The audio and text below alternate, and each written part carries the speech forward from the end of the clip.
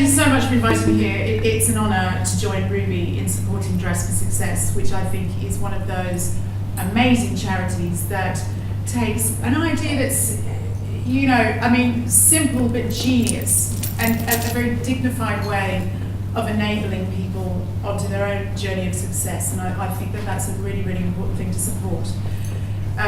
Dressing for Success is one of those really kind of small, almost trivial sounding mantras that I think is actually the holy grail for a lot of us. Believe it or not, that includes magazine editors. Some magazine editors. Because I remember a time that I want to talk about when dressing for success did not come easily for me.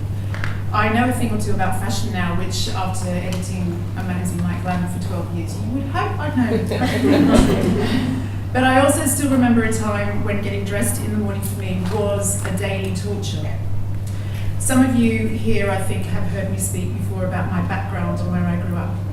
I'm from Sydney, which, in my opinion, is the most gorgeous, most glamorous city in the world. It's just that I happen to be from about the least fashionable corner of that fabulous city. I'm from Warrington County in Penrith, so it's not that fun. So that makes me, I'm proud to say, what the Aussies call a big old Westie. And when you're a Westie, no one tells you what a difference a good hairdresser or some non-polyester clothes make. I remember rocking up to my first work experience gig at the local paper. It was the mid-80s. My hair back then was so stringy and flyaway and hard to manage that all my mother and I could think to do was perm it relentlessly. Into something inspired probably by John Bon Jovi or Brian May on a bad day. And in an early case of brave, and I always think brave is just another word for stupid, in a case of brave fashion trailblazing, I decided to fuse the prog rock vibe with something a bit new romantic. And I don't remember many of the staff from my first day of work experience at the Penrith Press.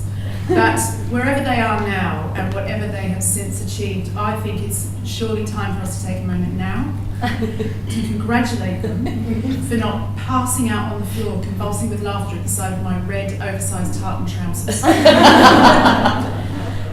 It worked for Spandau Ballet. Mind you, my best friend at the time used to draw really deep and meaningful words all over her face with eyeliner. So I looked vaguely normal if I was saying this.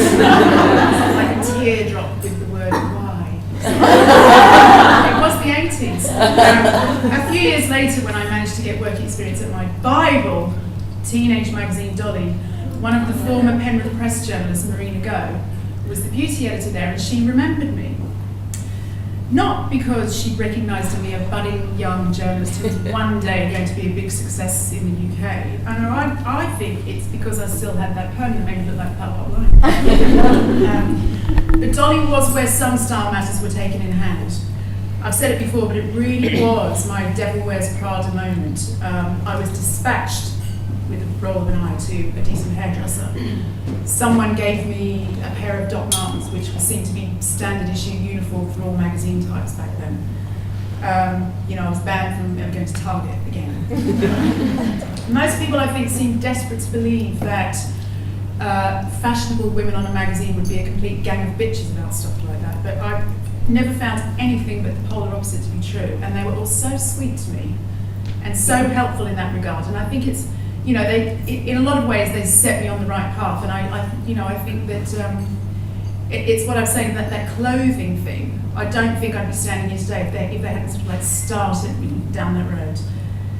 But it isn't either like I suddenly transformed like Anne Hathaway's character. No one sort of like threw a rack of Chanel at me and I lived happily ever after. For a long time, fashion and shopping really represented for me a years-long identity crisis. I was still a young woman when I didn't have a clue what to wear, what suited me, crucially what didn't suit me. And I've actually written my editor's letter in the new issue, out Thursday, news agents, about how my husband still almost dies laughing about the fact that when he and I first started dating, my posh going out shoes were a pair of really clumpy black loafers. They were chic, they were Patrick Cox, they were expensive, but definitely the wrong side of clumpy for an evening out with maybe a dress. I have to admire my husband for seeing through the frumpiness, although sometimes looking back at the photos, I think that maybe we were both just quite desperate.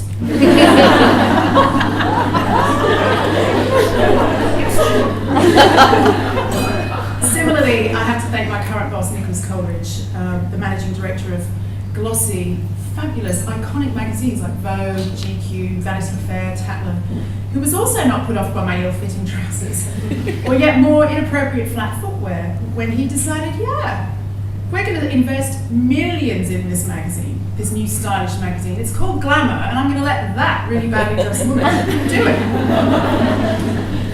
The reason I tell you all this is because the turning point came for me in learning a lesson that I think is a brilliant one for us all. It starts when I'd been in the job at Glamour for about 6 months, when the biggest fashion challenge for the clueless fashion magazine editor arrived. I had to get dressed for the fashion shows in London, Paris, Milan, New York. The horror, if you ever want to get hurled back to that high school feeling of nothing you're wearing is right, it's the fashion shows that'll do. I know that my position in the front row at these things is really privileged and prestigious. It is seen that way, but back then it was my absolute worst nightmare. So here's what I did. The simple thing that I still see women denying themselves, usually because of a mix of fear and pride. I asked for help. I asked my super stylish fashion team to help dress me. Just yesterday, one of our poor editors was dragged over to my house to help me put together some non-embarrassing outfits for Milan, because that's in a couple of weeks. But actually, these days, another good test is if my husband looks at me and says, "God, you look bloody stupid." That's a brilliant fashion show. Very on trend. When I've spoken or written about this sort of thing in the past, some people say to me, "God, that's really brave of you to be really honest like that." And I know some people would be embarrassed to tell this sort of stuff about themselves. Probably won't get the editor of US Vogue now that I've told them. But I'm not, because I actually think that being able to own up to vulnerabilities and admit when we need help can actually increase our chances of being successful, being happy, meeting like-minded spirits, and really enriching each other's lives, which is it's a bit Oprah, isn't it? But I don't care, I mean it, it's true. And that's why I admire the work of an organisation like Ruby, and why I was thrilled that you would ask me to speak. In my own life, support networks are like oxygen. I can't edit a huge magazine on my own. I have an amazing team whose brains literally crackle every day with ideas and solutions and last-minute fire putting out that we all have to do every day in my job. I can't run my home on my own. My husband is absolutely brilliant at being a 50-50 partner. Everything from the school run to cleaning the toilet. He even is the only man I know who never leaves the seat up with the toilet, which is so helpful. I could almost cry sometimes. And similarly, the most successful women I know and admire aren't the ones who can somehow just do everything better than you or I and deal with their failures and challenges better than anybody else. They just know that they can't do it on their own. And I think that if women like me, who get held up in a very flattering way about being these successful examples, can own up to failings and embarrassments and shortcomings, the fact that we constantly ask for help, then the easier it is for everyone to ask for help and support.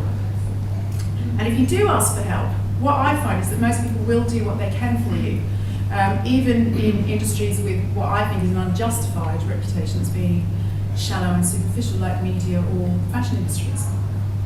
So I tell you my little tale of fashion disasters because it actually says a lot about where my confidence began at the beginning of my career and where I think it is now. And I actually think that going through the lows of that have been the making of me.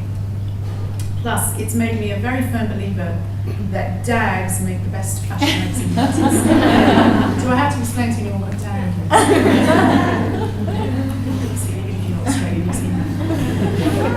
Yeah, so when the trendy hot teenagers were out pashing each other at the blue light disco, it maybe sounds a bit sad in hindsight that I was poring over my British magazines and nodding sagely to everything that Morrissey sang. But I honestly think that my rather elongated, awkward phase was the character building I needed to be a natural magazine editor. It means that I look at things like our fashion pages with not a fashion magazine editor's eye, but I hope a regular person's eye. I'll say to the fashion editors without shame, I don't get it, or I just don't think anybody would wear that.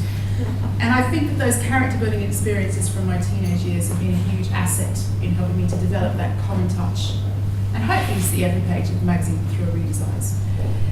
So the last thing I just want to leave you with is, if I can go from being one of the biggest dags to ever emerge from Penny to editing the biggest women's magazine in the UK, then I really think that anybody can do anything that they want to do. Thank you so much.